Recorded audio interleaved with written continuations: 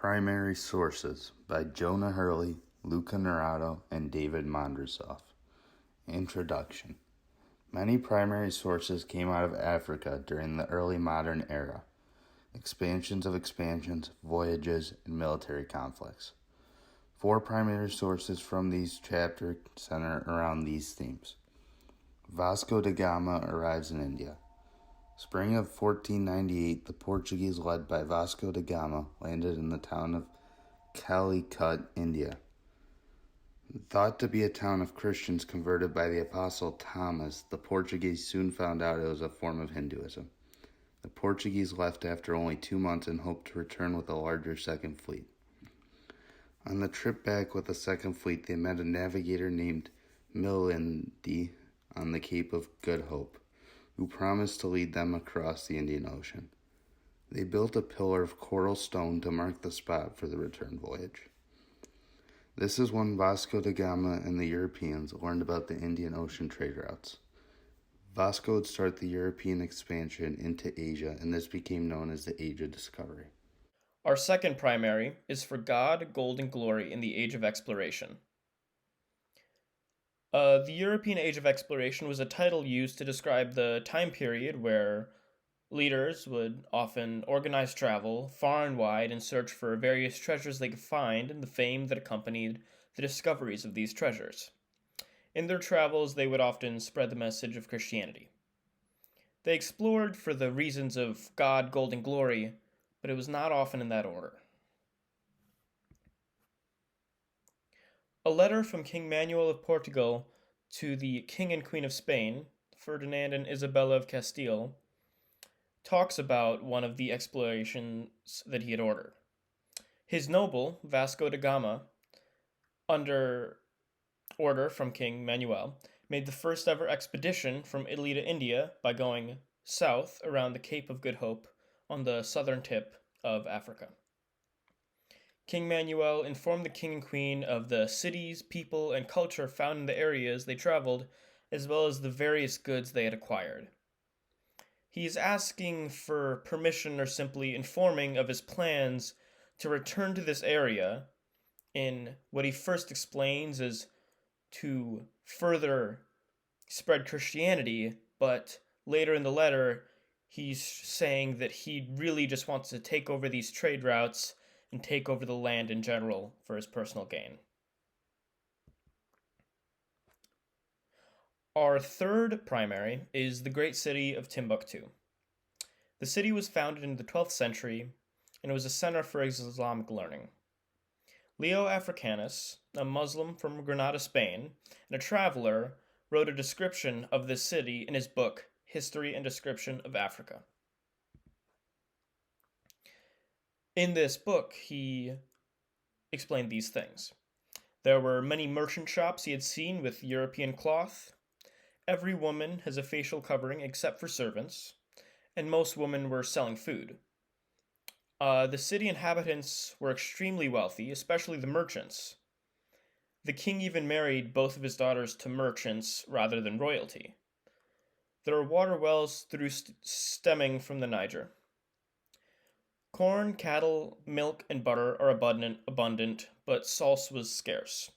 All of this salt had to come from Gaza, which is about 500 miles away. And because of this, it was a very, very expensive commodity. The king owned 1,300 pounds of gold in various different ways and would always travel via camel with noblemen even into battle. The king owned 3,000 horsemen who shot poison arrows. They would fight those who didn't pay tribute to the king, and they would sell to merchants. People would bow to the king and sprinkle themselves with dirt, even ambassadors from other princes.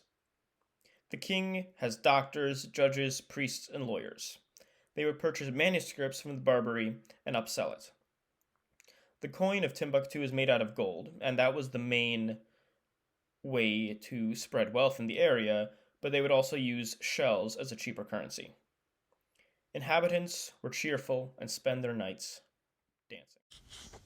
So this is our final primary source, and it's called A Plea Between Friends. And it's about King Afonso, the king of the Kingdom of Congo. and his alliance with the King of Portugal, King João III.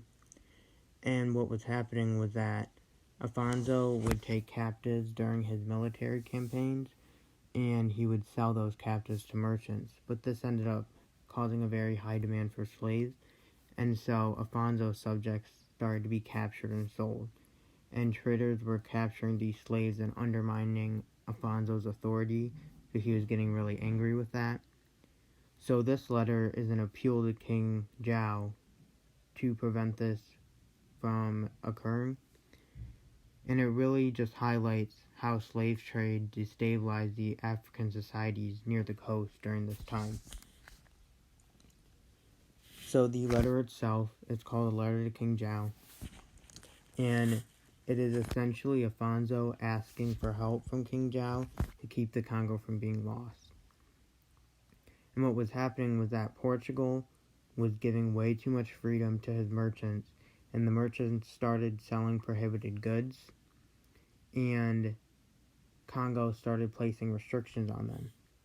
But the vassals of Afonso no longer obeyed him because they started to become richer because of all these goods that they were selling.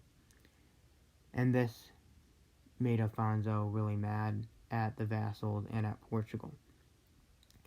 So merchants started stealing and selling the natives of the land because they were selling them for money to buy things that the kingdom used to give them but no longer did.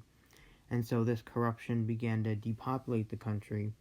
And so Afonso pleads to Portugal that he needs priests, teachers, wine and flour for sacraments from Portugal to stop this. And Afonso also wants Portugal to command their forces and stop sending more merchants, because they feel that this will stop the slave trade. And because Congo is so heavily allied to Portugal, and that these are the Portuguese men, he feels that Congo alone can't remedy this. So Afonso prays to the Lord to tell Portugal to help them. And this really just highlights how much of a plea this is. And he even ends the letter with, "I kiss your hand" many times, to show that he is subject to Portugal in this matter.